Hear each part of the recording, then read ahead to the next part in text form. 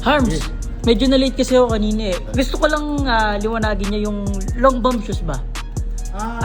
Yung long bomb shoes ba? Ano bang iniisip mo dun sa sapatos na yun? Yung sapatos kasi na yun, parang gusto ko kasi siya ibase sa aking playing style eh, which is yung shooting guard position. Sabi ko nga, yung ano na yun, meron kasi kaming separate artist para gumagawa ng gano'n. Sabi ko, kung natapos na yung design, pwede natin medyo sneak preview natin. Kasi yung na yan, mid-cut kasi siya, mid-level cut siya. So parang, siguro masasabi natin katulad nila Kyrie Irving, mga ganyan. Ganyan yung style. So, magkano naman yung presyo niyan kung sakali?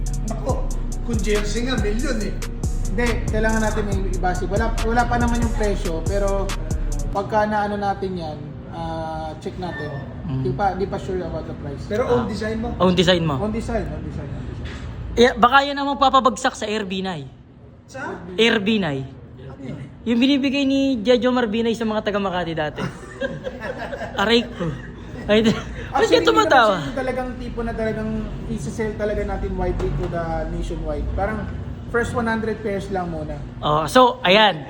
Sinabi mo kanina, yung one pair na kay boss. Tama ba? Bibigyan natin yan. Si Basketball Republic. Yan! Thank you, mamen! Ingit kayo, mamen! Ayan. Okay. Salamat, brother. Yun lang. Thank you.